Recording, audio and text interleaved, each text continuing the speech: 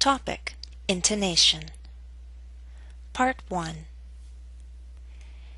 Here are the lesson objectives: to recognize falling and rising intonation patterns, to understand what falling and rising intonation patterns communicate,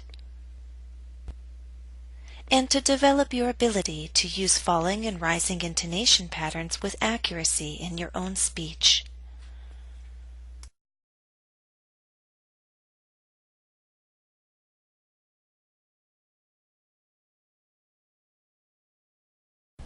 In this lesson, we're going to study intonation. Intonation helps create the music of a language. Just as in music there are high notes and low notes and notes in the middle, when we speak there are high notes and low notes and notes in the middle. If we didn't have intonation, our voice would sound like this. It would be very flat and it would be very strange, wouldn't it? With intonation, you can understand speakers' feelings. You can understand their attitudes. You can understand if they're asking you a question or if they're done speaking and you can say something in response. In short, intonation is necessary in communication. You need to understand it so that people can communicate to you, and you need to be able to use intonation so that you can communicate back to them.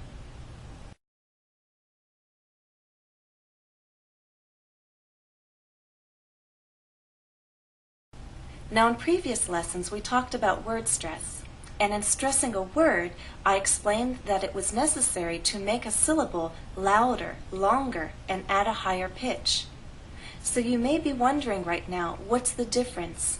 Before, we were talking about making our voice go higher in a word, and now we're also talking about making our voice go high or keeping it low.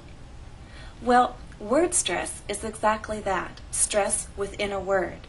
When we talk about intonation, we're talking about how our voice goes up or down over the course of a group of words in a statement.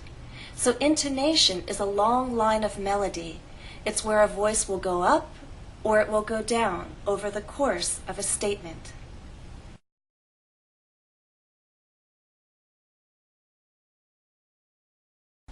In English, we can talk about different intonation patterns. In this lesson, we're going to focus on the two most basic patterns, falling intonation and rising intonation. Falling intonation. What is it? What does it communicate?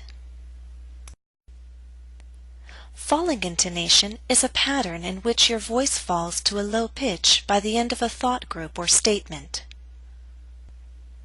It communicates certainty, finality. You are telling a fact and/or you believe you are right. It also communicates completion. You are done speaking. Your listener can now respond. That response could be in words, it could be in actions. That's why falling intonation is used in commands and directions.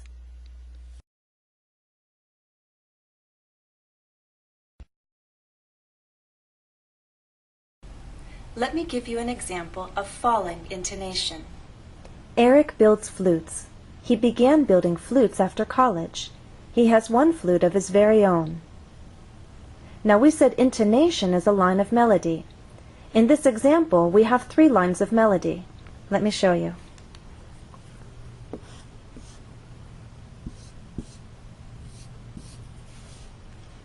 You can see that my 3 lines of melody are 3 sentences. 3 thought groups. Now we could break the last 2 sentences into shorter thought groups. We could pause again here before after, and perhaps here before of, but that wouldn't change the fact that overall in those lines of melody we will have falling intonation. And that's because we're dealing with statements. We're not asking questions, and we're certain of the information that we're giving. These are factual statements. Now, if we have falling intonation, where exactly does our voice begin to fall? When we spoke of thought groups, we talked about the last content word receiving the most stress. So, for example, in the first line, Eric builds flutes, these are all content words, but the final one is flutes. When we speak of intonation, it's that same final content word that will be the point where the melody changes. So overall, our voice is going to stay here and then drop down on flutes, our final content word. And flutes has only one syllable, so we need to slide down. As we say that one syllable, our voice needs to glide down, and it's very quick. Flutes. Now, just because I've chosen to use a straight line here until flutes, don't think that means that our voice is flat and then all of a sudden falls at the end. We are speaking of intonation, but we must remember that there's word stress. So if you want to be exact, then the pattern of our voice would look something like this. Eric stresses on the first syllable,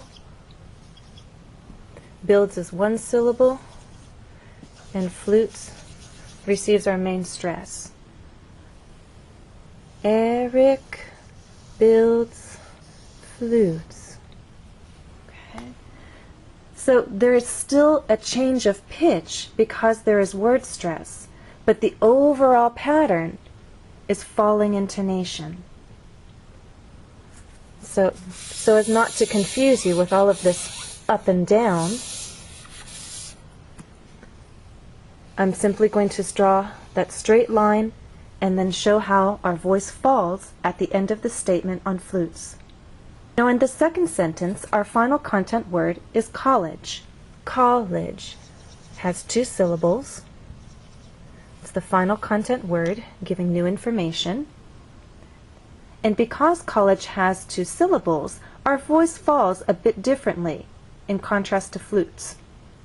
Flutes had one syllable, so our voice glided down. With college, two syllables, our voice sort of steps down. College, from one level to the next, from a higher level to a lower level. So again, the overall pattern is like this, but then at the end it goes up and steps down. He began building flutes after college.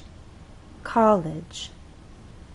In the last line, our final content word giving new information is own. And like flutes, it's one syllable. So the overall pattern stays the same till the end, and on that final content word, our voice will glide down. Own. He has one flute of his very own.